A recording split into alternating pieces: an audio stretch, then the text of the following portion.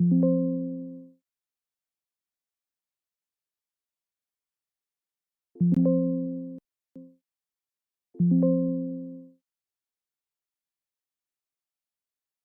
and welcome to Unacademy. Good morning to all of you. I welcome you all to the session in which we'll try to understand 5 to 6 important articles out of the Hindu newspaper.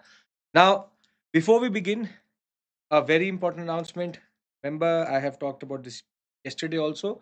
The 19999 plus 12 months extension offer is back, and you have to use the code IAS English to be attributed to our team to get the mentors for the English team itself and also get access to us. So you have to use this code. You will also get the least price possible or fees possible for the course also. Now, before we begin, you will find the PDF of this session in this Telegram channel. And over the past 2 days, 3 days, I've been getting a lot of messages after I did the course, the session on Industrial Revolution, French Revolution, and the concept of American Revolution. And everybody wanted a session for the First World War and the Second World War, which is the World Wars. So this session has been planned for tomorrow. I hope you will join me for this. This is not just for anybody who's writing the mains examination, but is also for a beginner. So we go from basics to the advanced level itself. So on 25th, which is tomorrow at 8 p.m., I'll be live with the World Wars video, which is World War One, World War Two, and we will discuss how they are connected, interwar period, Hitler, Mussolini, a lot of very interesting things will be covered in that. So I hope you will join me for that also. So remember, the offer is back. Second is the fact that you'll find the PDF in this Telegram channel. Do subscribe to it. And tomorrow I will see you live at 8 p.m. with regards to a World History Marathon Part 2. This is going to help you in contextualizing a lot of things. Arjan Dev is not enough.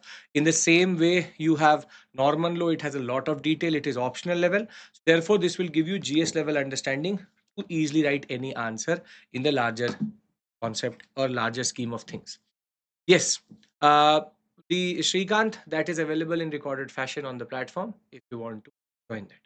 Now, we have 2, 3 very interesting articles, something which actually foresighted a discussion which we were having yesterday. A lot of you asked me this question: why is that the US is so close to Pakistan? And what is Pakistan's role in the larger scheme of things for the US in West Asia? So there's an article about this, a text and context. And interestingly, it will talk about the interests which lie behind the US supporting Pakistan. Then we'll talk about the South Asian economy. An article written by a student has a lot of details which we can use, but a little bit, the argument is a little bit problematic, which we'll talk about.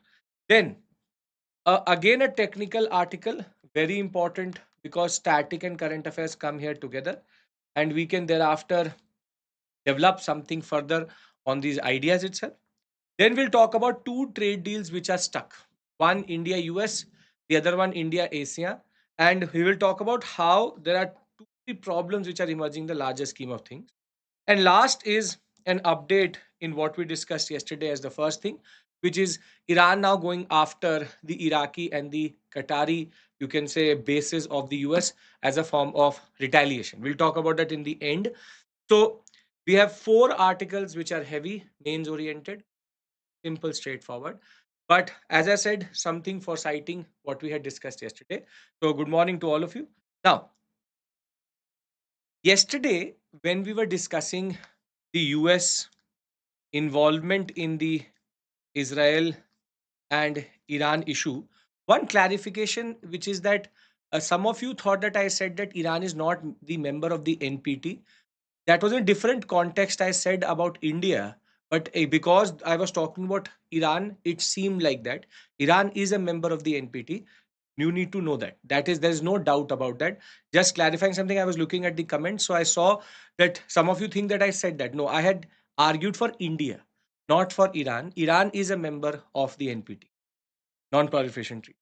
Yes. Now, as I said, US, Iran, Israel, we contemplated one thing, which is that What is the role of Pakistan in this story? And why has the US started to complicate the relationship between India and itself because of the Pakistani factor? If you remember, last week we had a very long discussion about this. Very good article was there about what is this concept where US is shifting, or there is a certain gap which is emerging, a certain, you can say, schism, not fully broken, but there's a certain gap which is emerging between India and the US because of the Pakistani factor. And that is because of the fact that they are now talking about India and Pakistan together, which is called the concept of hyphenation, that they will never talk about India separately. They used to in the past one decade, we'll say in the past 10 years, in the second Trump presidency, what we are seeing is there's again hyphenation. We had worked very hard to de-hyphenate this relationship, but there's a hyphenation where India and Pakistan are being talked about together, that the interests lie together. Previously, it was separate. And the perception of Pakistan in the eyes of the US is changing or evolving. And we'll talk about that. So, in a way, for the past 2 weeks, there's a lot of contemplation happening that why is the US trying to broker so many things? US got involved in Operation Sindoor.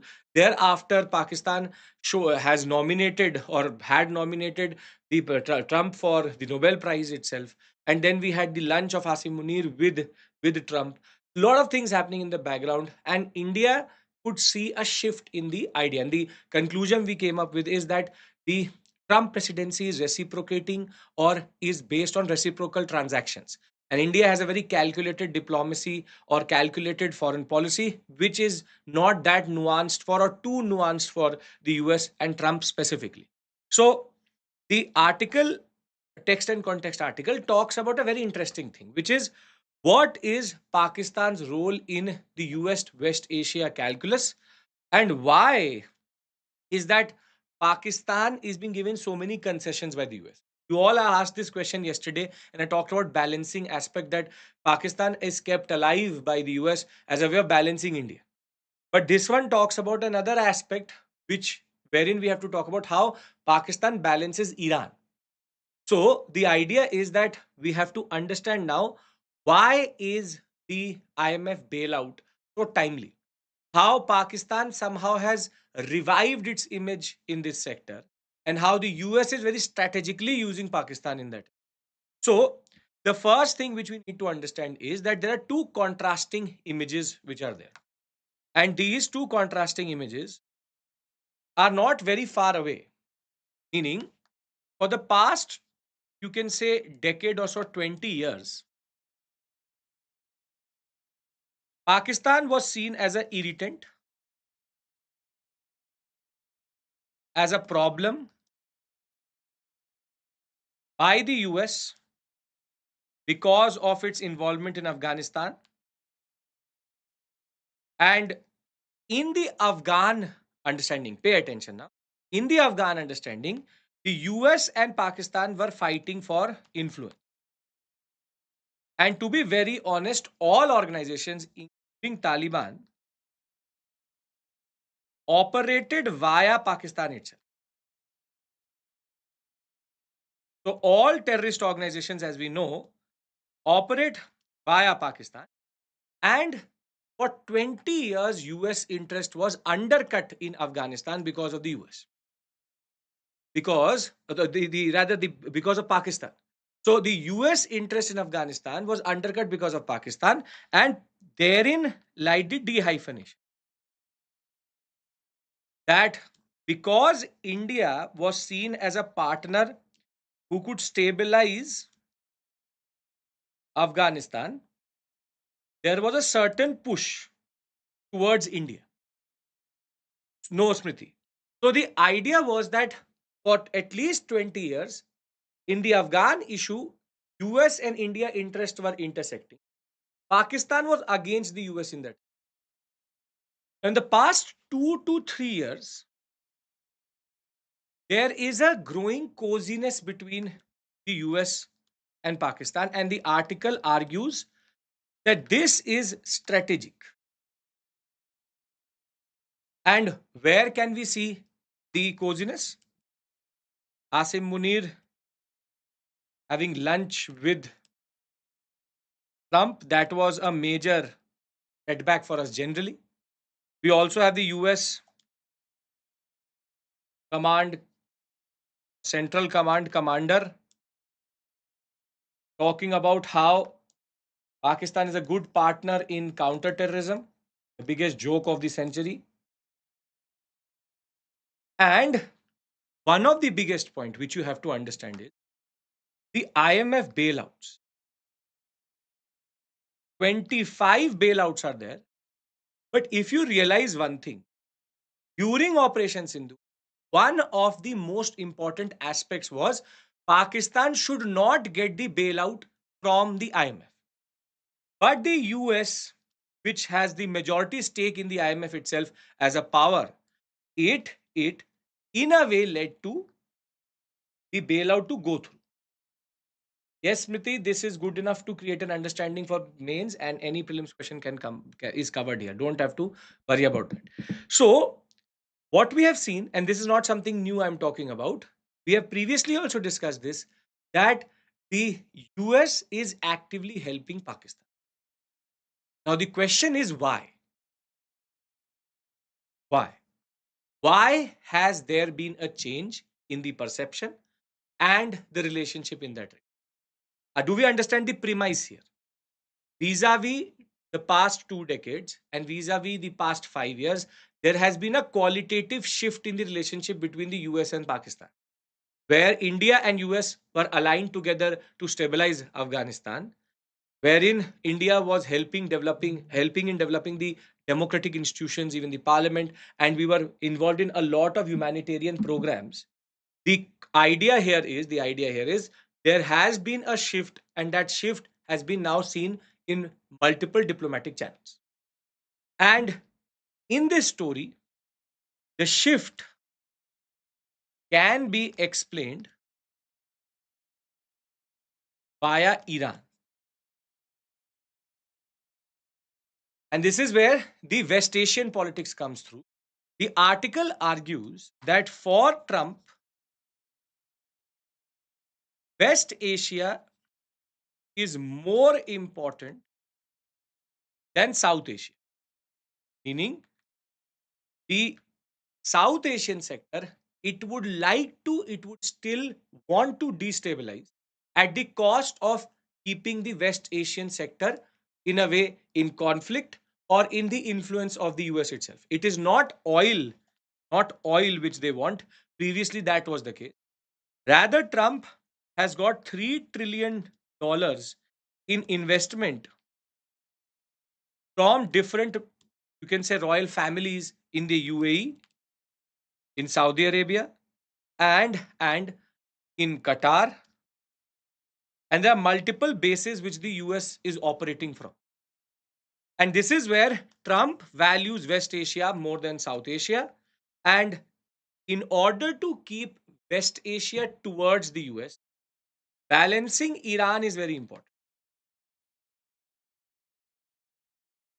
And this is where, because Iran has a border with Pakistan, there are now multiple cases where the US wants to help Pakistan in order to balance Iran. Now, what is that story? See, previously, because of the way US exited out of Afghanistan, both Iran and Pakistan are fighting for influence in Afghanistan. So again, Pakistan gets aligned with the US understanding, wherein US would never go with Iran. But Pakistan has a very important role to play if Iran has to be isolated. Previously, there have been multiple, you can say, clashes between Pakistan and Iran also. But in order to isolate Iran, there is a need to keep Pakistan alive. And that is what this article also talks about, that somehow the timing of all of this is keeping the regime in Pakistan alive. Now, why isolating Iran need a Pakistan or active Pakistan? Because Pakistan is one of the borders through which food is being imported to Iran. Because Iran is dependent on food requirements via imports, if land routes have to be used to import food, Pakistan is a key. More than that, with the Strait of Hormuz, what we discussed yesterday, with the Strait of Hormuz being now under, you can say, the scanner for either being a choke point, either being blocked by Iran, land routes will become important in West Asia. And therefore, as it is a lot of smuggling happens on Iran-Pakistan border of fuel, and the Gwadar port electricity goes from Iran, ironically, the Baluchistan province itself. But if Iran has to be choked to a point that it has to then sign a ceasefire agreement or has to give up its nuclear program, the border with Pakistan matters. And that is what the article argues, that for a very long time, Pakistan is being seen as an active partner in balancing Iran. And that is why 25 bailouts, including the recent bailout of $7 billion, was given to Pakistan so that Pakistan does not become too weak to balance Iran. Now, let me simplify this complex for you. It is multiple actors here, but let's try to simplify this whole picture. We have India, we have Pakistan, we have Iran, we have the US interest, and we have the rest of the West Asian sector, in which, except for Iran, which is anti US, I would have written Syria, but now Syria is also pro US in that regard. Pakistan and India. See, India and Pakistan have a troubled relationship based on trust deficit, and as it is, terrorism. At the same point of time, the same type of relationship exists between Pakistan and Iran, meaning there is a negative relationship between these two countries. The US wants to cultivate a positive relationship with the West Asian sector, and that can only happen if it has a negative relationship with Iran. And Iran has to be kept down, and Iran's power has to be checked. Now, if you actually look at the positive and negative, you will realize something, which is that in order to balance Iran, India is not a good partner, because India and Iran have a positive relationship because of Chabahar. We have interests. We have been using Iran to balance Pakistan. Now, in that case, what happens is the only partner which would want to actively engage with Iran and also isolate it, and because there is a land border here and food imports are very, very important for Iran. In this case, if Pakistan becomes too weak, this complex becomes strong, which is India, Iran. And that is where US is now keeping the Pakistanis alive via bailouts,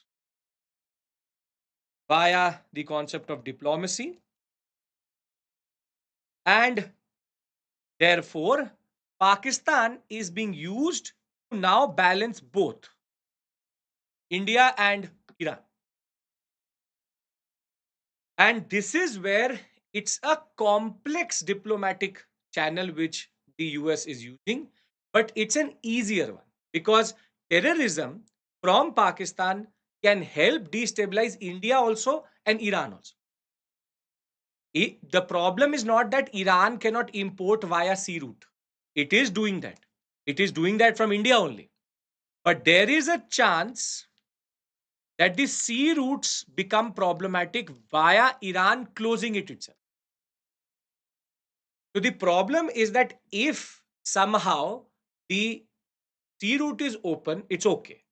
But if Strait of Hormuz is closed, and if the Persian Gulf and the Arabian Sea is now under the threat of Iran's attack or any other attack, where the US interest gets hurt, Pakistani land border will matter.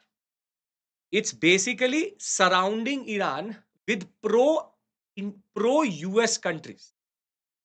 So this is where you can see it's a complex, you can say, formula which the US is following, but it is a formula which is good for Pakistan as of right now, because it is now becoming again relevant. Its perception is changing, and this is where Trump is now undoing a lot of things which had been done previously to isolate Pakistan. So if you actually look at it, Pakistan is being made relevant, its economy is being kept alive, because India and Iran both have to be balanced by the US. Not realizing, the US not realizing, there's one more actor here, China,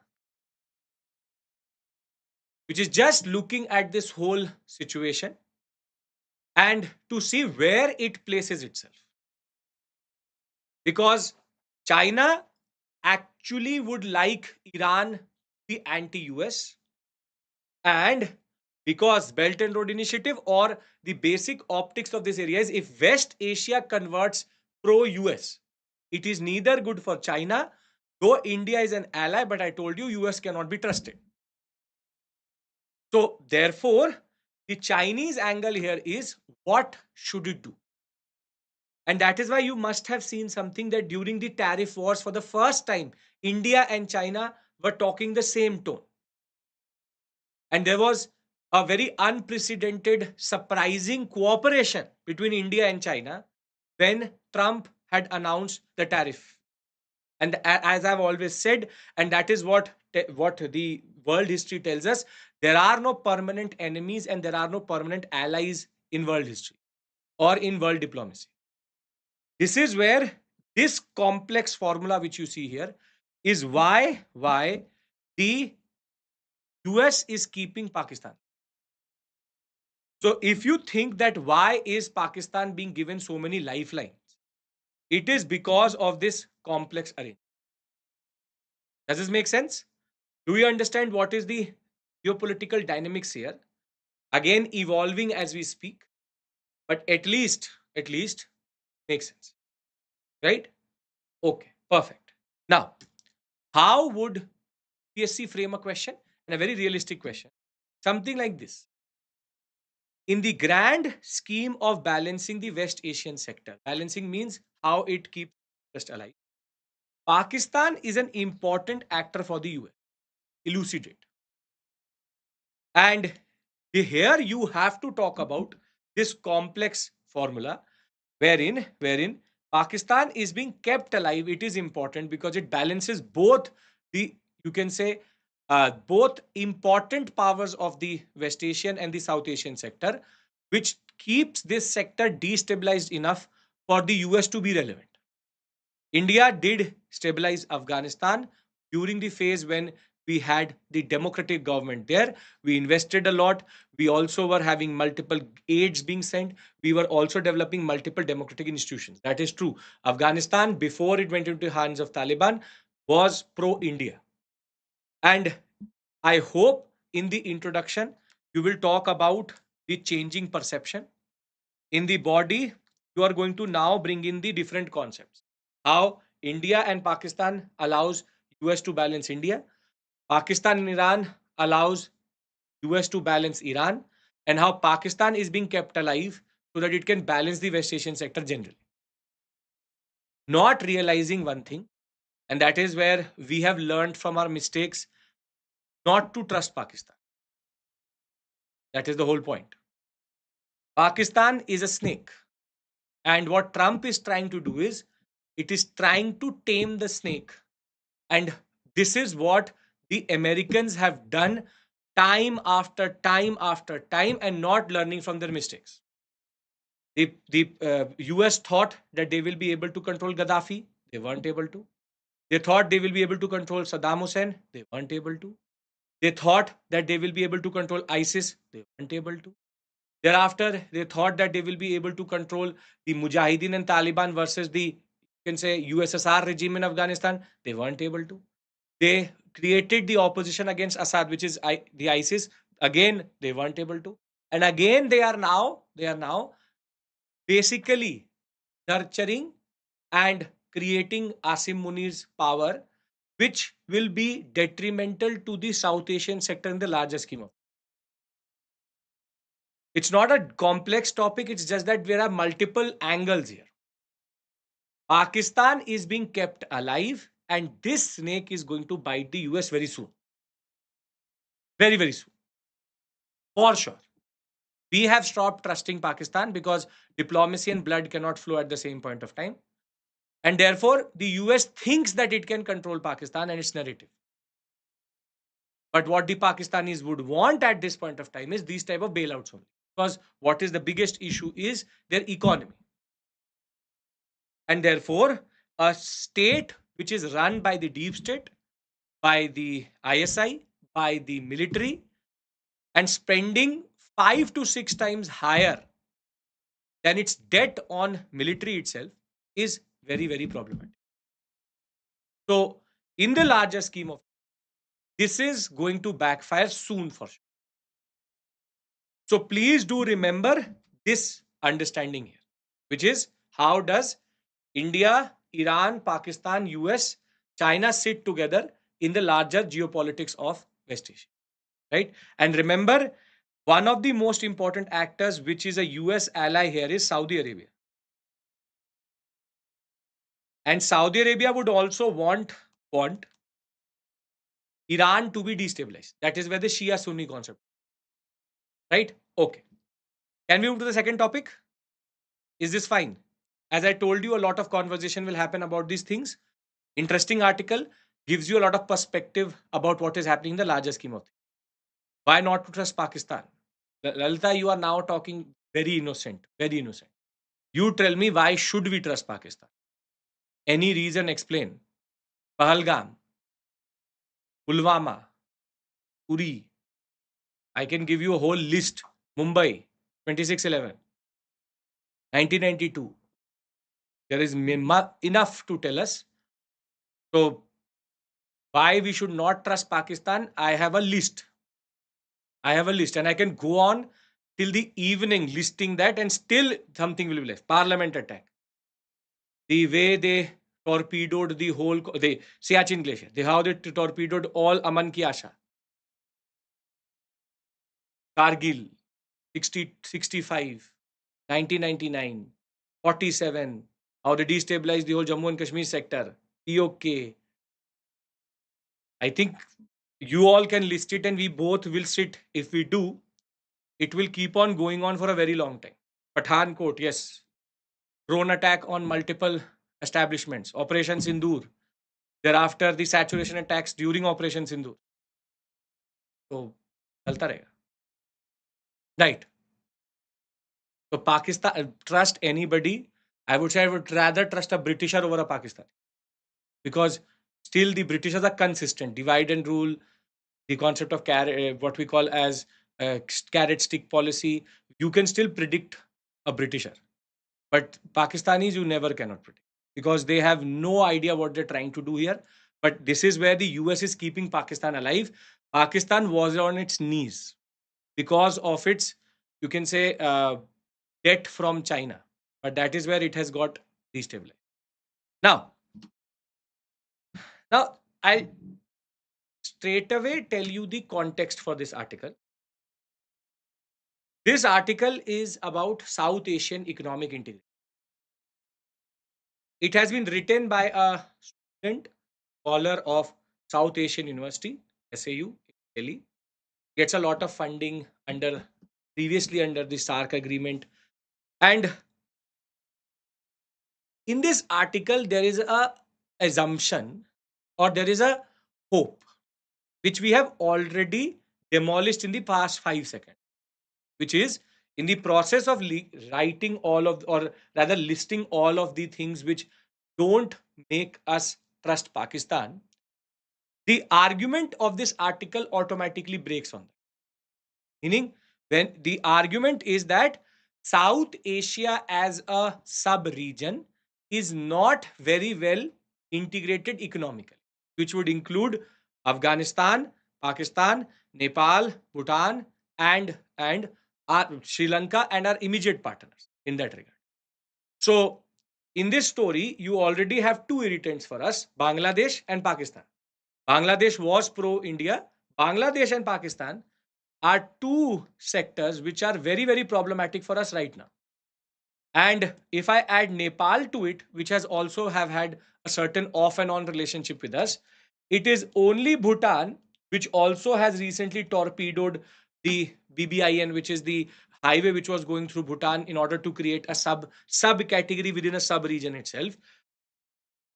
This region is marred by trust issues, trust deficits, and also a lot of internal politics. And that is where Pakistanis have fully made sure, that SARC and South Asian economic integration will never happen. Or if it will happen, it will be torpedoed by the actions. Now, this I would read this article in the reverse way, which is rather than hoping for economic integration, we should read it as what is the fallout of these type of actors who are either China, pro China, or pro US vis-a-vis India. So I would read the main hurdles first and then talk about the potentiality. Meaning we cannot obviously randomly say no, everything will be fine and Pakistan should become a part of it in the larger concept of economic interest. Rather, let's try to understand, because of this fallout, because of these trust issues, what is the impact vis-a-vis the other parts of the world. So I'm just reversing the article because that way it becomes relevant for UPSC.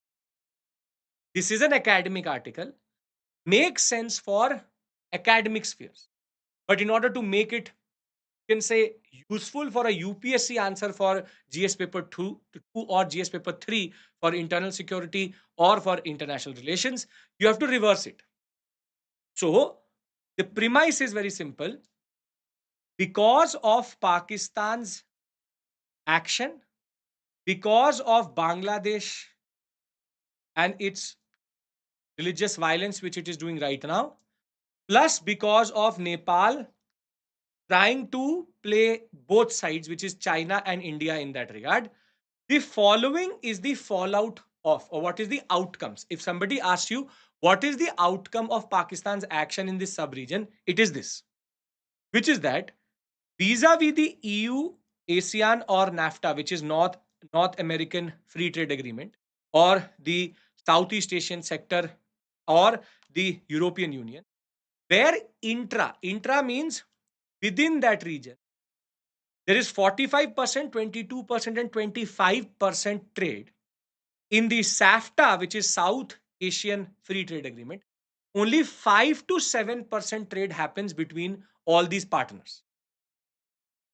And where the SARC trade as of right now is only $23 billion, it is estimated that this could be at $172 billion. And we have only tapped into close to 14% of the trade potential. 86% of all trade still can go further. And if I talk about how this impacts us as a region itself, though 25% of the world population is in South Asia, the total GDP of all this sector is 5 trillion in that regard, out of which India is 4 trillion only. And if we talk about EU, which is only 5.8% of the population of the earth, it has 18 trillion GDP. And North America, 24.8 trillion. This shows you how there is already a higher burden on South Asian economies of their population. But this is the untapped potential, which is where it could be 20 to 25% intra regional trade in this sector. We only are sitting at 5 to 7%. This is the data which becomes relevant for you in the larger scheme of.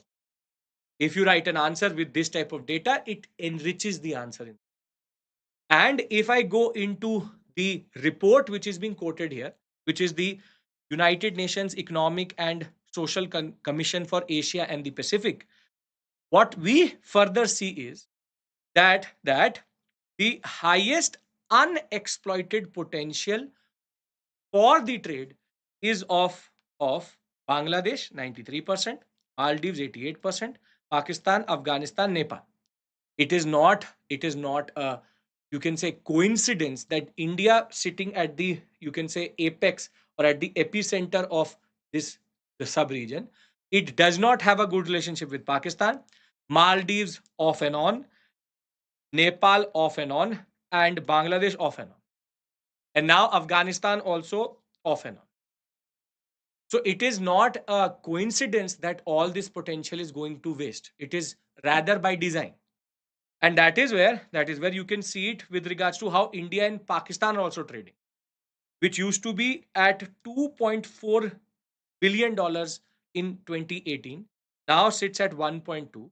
And the Pakistani exports to India fell from 500 million to only $480,000. So yes, Neetu, very well put, which is that this is all by design. India has been diplomatically isolating Bangladesh and Pakistan and trying to balance all these problematic snakes, if you want to call them. And therefore, if this article says that we need to tap into this potential, the only answer to that question is terrorism, politics of fear, and the idea that they will cut India and bleed it to death cannot go hand in hand with economic interest. Cannot. We have no issue in tapping into this. But the problem is that all these actors are only trying to destabilize India. That is where the assumption of this article that we should work on this, we have been working on it. We have had the Gujarat doctrine, we have had neighborhood first, we have had Act East, we have had Look East, whatever it may be. We have tried to make it work. But all of these actors from time to time have only betrayed India in the larger scheme. Bangladesh betrayed India, Maldives betrayed India, Nepal betrayed India, Pakistan to hai hi. So it's not that we want to dominate them. We only want a relationship which is based on mutual faith and trust, and the fact that we all go ahead. We cannot be trading with Pakistan at the same point of time or Bangladesh at the same point of time when they are sponsoring terrorism within our nation. Pahalgam cannot be also complementary to trade with Pakistan. Yes, terrorism and trade cannot go parallel. That is true. That is why, Shruti, what I've done is I've tried to reverse the argument. Because it is from the South Asian University, he can rather not write in the way we are arguing. But at least we can use this data. This is how you critically analyze an article also. Meaning, when this article came through, I automatically knew that the argument would be that we should work for better South Asian economic integration. But that is again trying to keep the idea that South Asia as a region can go ahead. So try to now, rather than taking the innocence of the article, we are now using the data of the article to therefore use it in the exam. Now, this is where a question can be framed in this way, and you can use this data. The economic potentials of the South Asian sector remain untapped due to deep-seated issues and trust deficit. Explain. Now, I hope you understand that in the introduction and first of the part of the body, all this data is very valuable because you have to establish what is the economic potential of it. You can't be giving vague statements. It is huge, like Trump, or enormous, or it is something which is very big. You have to sometimes give data. So you can say that only 20% of the potential has been tapped in, 86% or 80% of it still remains. Or you can talk about the data which is there. You can use it in order to Write a good answer, enrich it. Rather than somebody giving vague statements in the examination, you can give good data. Not that you have to learn the data itself, but 80-20 you can understand. Right? So the second article, equally interesting, about how South Asia can become better and what is the fallout of the actions of Pakistan on this sector itself. No, Masinder, what you can do is you can always give approximate data and never need to, you if you can remember it, sure. You can just write based on credible sources or based on data given by the UN or based on SARC data. If you like it, works. But don't have to give the source always. Till you are not writing random. If you're writing that the relationship, you can mention UN SCAP. But if you don't remember it, just write UN body, UN subsidiary body, whatever it is. Right? It will at least help you give some information. UPSC will not reward you for writing the source. Rather, it would reward you for contextualizing this answer in a very good way by saying, okay, he or she has some idea also about how what is the potentiality in that regard. Approximations work. So 14-15%, you can make it 85-15 if you want to. Are we all sorted here? Can we move to the next article? Yes or no? Yes. Politics of fear means that you are just trying to create fear and terror based fear in India in that. Right.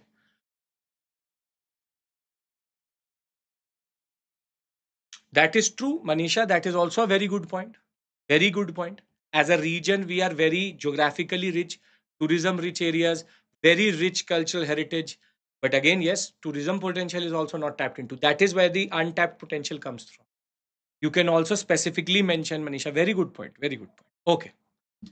Now, this article is very interesting vis-a-vis what we discussed yesterday.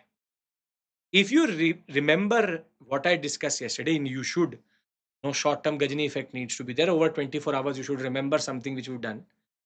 The idea is that we discussed about monetary policy and fiscal policy, if you remember, and how we have both positive as of right now. How we have both positive. Both positive means that we at the same point of time have a expansionary monetary policy by the RBI and an expansionary fiscal policy by the government of India. Fiscal policy because of tax cuts and monetary policy because of the concept of repo rate. And one thing which we discussed was when there is repo rate and when repo rate is mostly used to control the money supply in the economy. So when there is a lot of money supply, repo rate is increased so that it becomes very difficult for the banks to lend from the RBI itself. And when there is less consumption, less investment, repo rate is decreased so that the banks would take credit and then further give cheap credit to the people. This is what we discussed yesterday. If you haven't gone through it, you should. Now, based on that argument, we can come to a conclusion. What the yesterday's article told us is that the monetary policy and specifically with monetary policy, rate cuts have an impact on inflation. Can we all agree to this? This is what Keynesian economics tells us, that the monetary policy through its rates, be it repo, reverse repo, whatever it may be, bank rate, whatever it may be, it has the potentiality to impact inflation. This is what is the basic argument which is taught in every standard book. And this is where this article becomes very interesting. These two men, first an honorary visiting professor at the Center of Development Studies, and second the professor of that same center, have written an article which says inflation in India, dynamics, distributional impact, and policy implications. Now, this article is based on that article itself, right? Now, in that case, they want to argue, and I'm giving you the larger argument for citing it for you. They want to argue that monetary policy and rate cuts by the RBI are, in a way, reactive rather than proactive, meaning rate cuts actually really don't control inflation. Rather, it is the sectors and their performance and demand and supply which actually controls inflation. Say, arguing that structural changes in the economy are more important for controlling inflation, or looking at the different sectors and their growth is more important than monetary policy. Meaning, monetary policy interventions are basically like covering Nitin Singhania in the last 1 month of your preparation. It is more reactive than proactive. Meaning, somebody told you that 5 to 6 questions come out of that book. So now what you're doing is just squabbling to read that book because you want to react to something. If you were proactive, you would have read it over 6 months. Getting my point? How there's a difference between reactive and proactive. During the last 3 months of UPSC preparation, everybody becomes reactive. This is a very good source. I'll take this also. I'll read this magazine also. I'll read that magazine also. That is reactive. Proactive students are one who integrate everything from the day one itself, have a long term vision in that. So, this article talks about two things. First, how unemployment data in India is very dangerous. Inflation data is actually not indicative of real growth. And this idea that monetary policy actually, and specifically rate cuts, do something for inflation is not true. Now, I leave it to on how you will use this data or how you will use this argument. I do not prescribe to it. I don't want you to either prescribe or not prescribe to it. The idea is very simple. It is interesting to know this argument. Let's try to play with this idea. You don't need to prescribe to it, or you have to now start to go and question every book you see, or you start to question an economics educator saying, no, no, no, the article says that it is not true. It is a perspective. You should be appreciative of it and should be able to understand the argument. So, if this disclaimer is clear to you, then only I move forward. That you will not start to question everything which you see, but just try to understand the nuance in that. Right? Okay. Only one person had said yes. So I will take his word for it that he's saying yes for all of you. Perfect. Now, what the article starts with is it says that inflation as of right now is at 3%, which is well within that 4 plus minus 2, right? And everybody is like, RBI has done wonders. See how monetary policy and fiscal policy together, specifically monetary policy controls, have brought in the inflation down and everything is cooled down. Their argument is, as much as we can look, as much as we can look at the inflation data, if you look at the year on year unemployment data, it is not very good. Why? Because that has gone up from 5.1% to 5.8%. And for India, 0.7% with its population is very big. And the argument that we can look at inflation without looking at unemployment data is a flawed understanding. Why? Because the argument which they're pushing is, for an unemployed person, purchasing power is immaterial because he's unemployed. Meaning, if more and more people become unemployed and inflation cools down, it is useless, but because that person does not look at that as a consumptive aspect itself. He has no income, and therefore inflation cooling down is immaterial or useless for an unemployed person. If today I say that a Rolls Royce has become cheaper and has come from 4 crores to 3.2 crores, does it really matter to you right now? Right?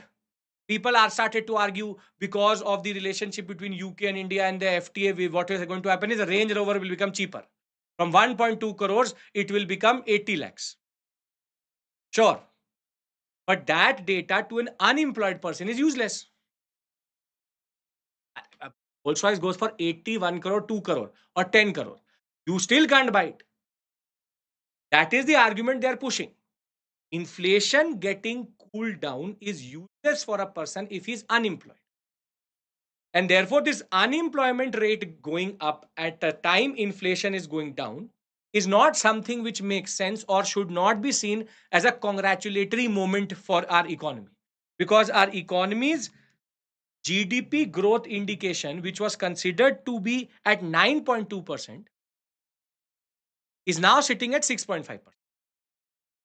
And further, there is a argument in what is called as Western economics that a reason why an unemployed person is unemployed is because he does not want to seek employment.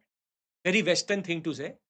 First world problem, which is that everybody who wants to work can find work, does not hold true for India. Let's be very honest. The idea that in India we don't want to work, that is why we are unemployed, is not the point. So, this Western structure which is there, that the unemployed are unemployed because they choose to be unemployed, a very British thing to say, a very Western thing to say, means that our unemployment rate is because of structural issues in the economy itself. And the aspect that we are going for jobless growth, in turn, is indicative of it. We are having growth, but we have jobless growth. Jobs are not going up, unemployment rate is not going down, but inflation has cooled down and GDP is also growing. And now they actually put in the bombshell argument, or a very interesting argument. They say that the only reason inflation has cooled down and the only way or only reason why we are having slow growth or any growth is in public administration sector there is steady growth. All other sectors are slowing down except for agriculture, which has shown the fastest growth in that. And therefore, the decline in inflation is not because the RBI cut repo rate. It is because agriculture did outperformed its own performance and the supply demand gap reduced. Not that growth is not proportional. The argument is what type of growth are you having does also matter. Grow at 2%, but your unemployment rate is at 0.5%. Good thing. But you grow at 10% and unemployment rate is at 10%. That is not a good thing. Why other sectors are slowing down? Because of global headwinds. There's a recessionary trend across the world because of Russia, Ukraine, now most probably because of Iran, Israel, and because of the way things are happening. The idea is very simple. See, if you understand what is inflation, you would know that inflation can be sorted, can be both demand or supply based, meaning there's too much demand for something and the supply is less. It could also be that the demand is constant, but the supply decreases. What this article is arguing is our inflation has cooled down not because of the monetary policy intervention, because agriculture did well, therefore supply and demand gap has reduced. So that perpetual push for where supply keeps on fighting with demand or tries to meet the demand itself, that has reduced itself. And therefore, the larger argument which is pushed in this article is that there is no conclusive link between interest rates and inflation control. In the Indian context, rate hikes has no empirical evidence. The word which they use is econometrics. Econometrics is using data to indicate for macroeconomic trends. What they are saying is macroeconomic trend, Keynesian, US based Western economics says rate cuts will automatically translate into inflation up and down, hike or cut. But they are saying that in India, rate cuts and inflation have nothing to do with one another. That is where they are arguing inflation in India is rather sorted, or is in a way cooling down to 3% because of the growth imbalance between agriculture and non-agriculture sector. Meaning, agriculture sector is rising, is showing positive growth, and other sectors are showing negative growth. And therefore, the gap between the demand, that is the supply, and the demand is reducing. And when there's too much supply for something for which demand remains constant, the prices will automatically reduce. Hence, inflation requires augmenting supply, not contracting demand through higher interest rates. Meaning, it is not always consumption or disposable income which controls inflation. We have tended to become so, you can say, short sighted, and we are always looking at one direction: rate cut, rate cut, rate cut for monetary policy, for inflation. Let us also take into consideration the agriculture sector and supply side. Inflation targeting reduces demand via the concept of higher interest is ineffective.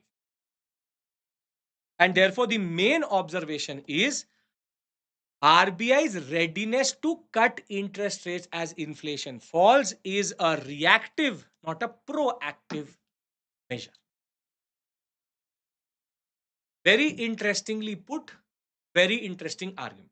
It breaks the notions that you can use Western models in India. First thing which it breaks is, let me conclude for you. The conclusion therefore becomes, first thing which is the conclusion is, unemployment is a much bigger issue in India than we think of.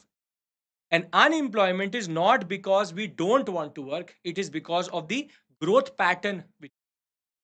Second argument is, it is believed that monetary policy interventions by the RBI has been effective and has been very decisive in slowing down inflation or reducing the rate of inflation. This again is a myth according to them. It is ineffective because it is reactive, not proactive. Third is that the real reason for inflation is in a way cooling down is because agriculture sector is rising, other sectors are slowing down, and demand and supply gap is reduced. It is supply side understanding that is actually checking inflation. I hope you understand this argument. Very nuanced, a complex topic, but tries to break a lot of notions in the Indian context. That sometimes you cannot just apply random economic models of US or the Western sector for Indian economy. Does this make sense, everyone? Yes, no. Interesting argument. How you want to use it is totally on you. Now, if UPSC gives you this type of question, structural issue in the economy is that we are not working to bring in sectorial growth where jobs are also going up. With automation, with a lot of AI, with all the machine learning, this and that, jobs are actually reducing. Okay. The RBI's readiness to cut interest rates as inflation falls suggests it is reactive, not proactive in guiding inflation. Critically examined. I've just used the conclusion of this article as a question. Nobody can answer this question if they've not attended this session or read this article. Sometimes these are questions which are the googlies in the examination, the difference between you clearing mains and not clearing mains. That is why, though the argument does not fall within the contours of the books you read for economics, but it still gives a very interesting argument. Just remember this point, it is not always demand. It is sometimes supply also, which can reduce inflation, which should always be the case also. Clear, everyone? Yes?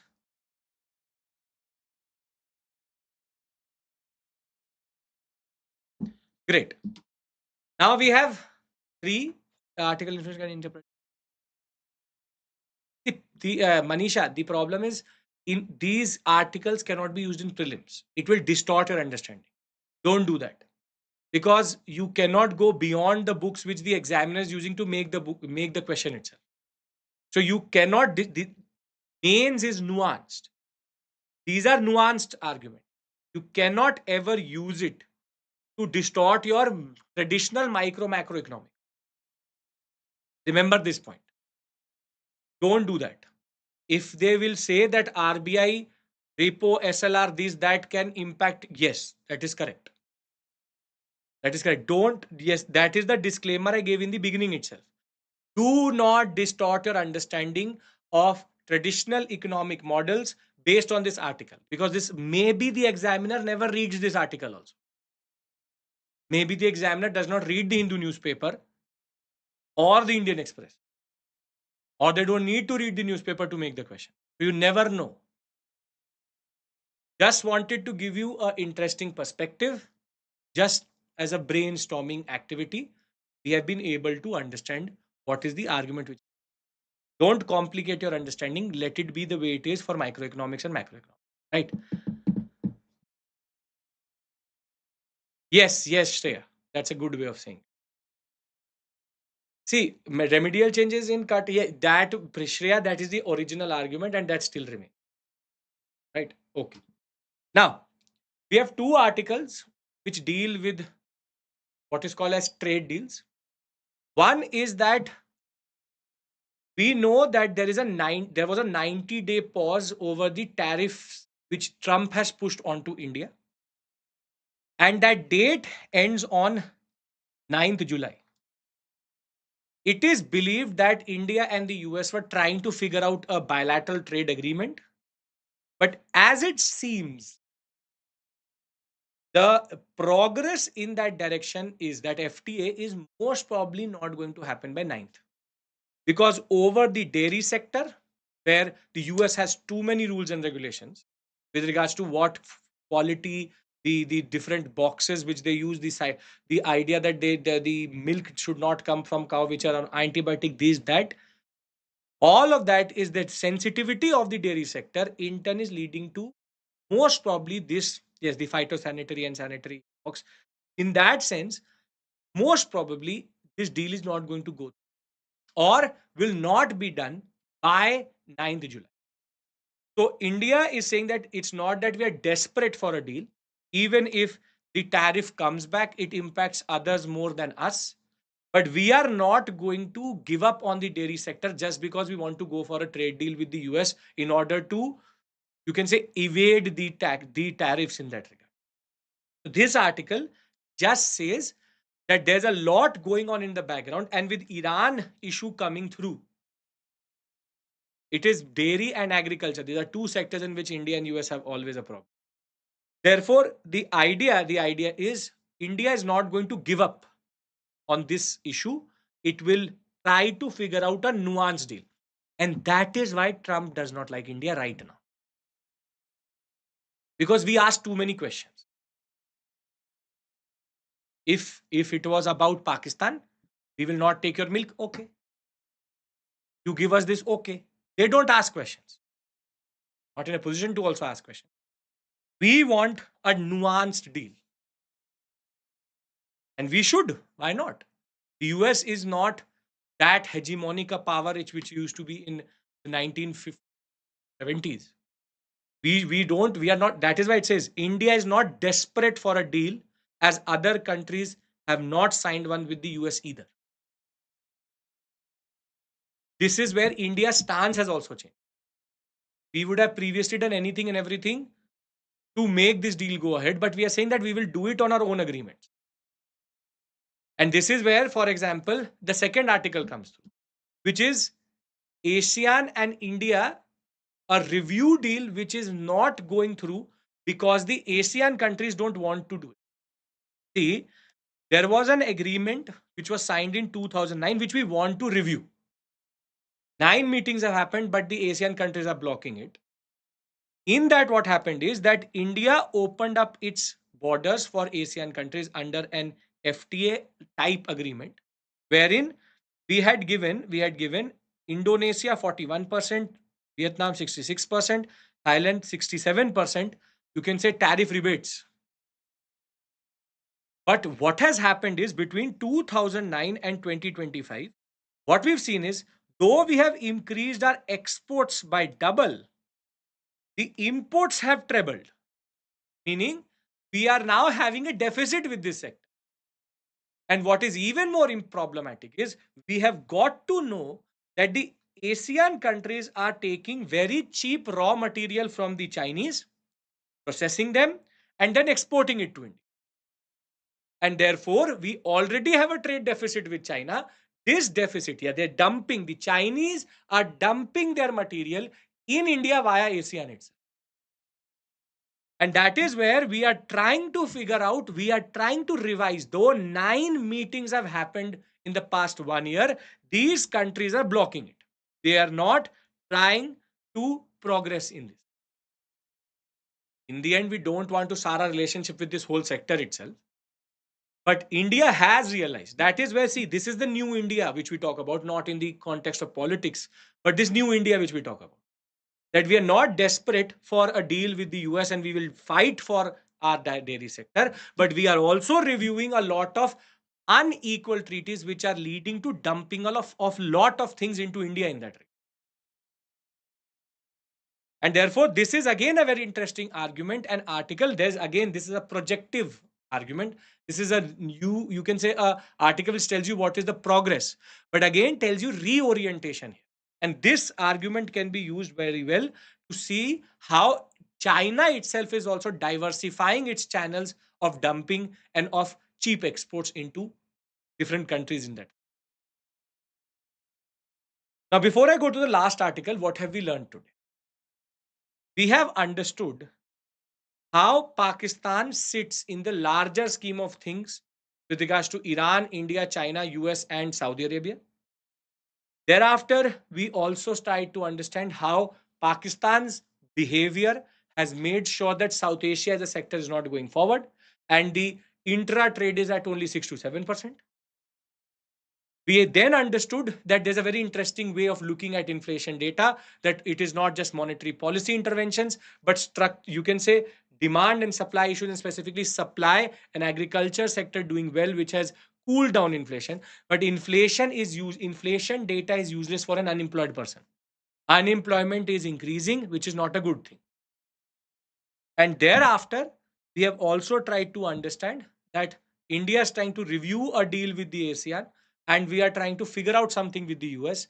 We are trying to review it with the ASEAN because we want to make sure that we don't get the Chinese products through these sectors in that. I hope all of us are on the same page with regards to these concepts. If we are, this was the news which came for something which we've been discussing for the past 5 to 6 days. Iran tried to target, it was not successful, but Iran tried to now target the Qatar and Iraq bases of the US, specifically the Al Ubdail Air Base, which has close to 10,000 American soldiers and has a central command in that regard. Qatar was able to intersect all of these, you can say, ballistic missiles or missiles. But with the Qataris now entering, there's a new front which is emerging, which is Qatar and Iraq. Something which means that this war is now mushrooming. It is becoming bigger and bigger. From Iran, Israel to now Israel, US, Iran. Then now Iran bringing in Qatar and Iraq. And further, if Saudi Arabia gets involved or can take into consideration Syria also, things are now going spreading very quickly. As it was said, US intervention into this war will only lead it to further escalate. This is an escalation point in that regard. Right? So, with this, we finish the discussion for today. Remember that this session is tomorrow, in which we will be discussing. I just recently took a session on Saturday about, or rather on Friday, about American Revolution, French Revolution, and the concept of Industrial Revolution, all revolutions in one. In the same session, all of you wanted a marathon on world history, specifically world wars. So World War One, World War Two, interwar period, basically something from 1850s we will start. We'll go till 1945, 2nd September, when the war ended. And we'll discuss Hitler, we'll discuss Mussolini, we'll discuss a lot of things here. Again, this is on 25th, which is tomorrow. At 8 p.m., I would expect you all to be live. Don't think if you do not have an understanding of basic, you can say world history, you'll not understand it. I will go from basics to advanced. This is catered to everyone who's writing the examination or is going to write. There are too many sources for world history. If you go through these two sessions, you will automatically cover close to 20-25 hours of classes through this initiative itself. So I'll see you very soon, tomorrow, 8 p.m. Thank you. Take care.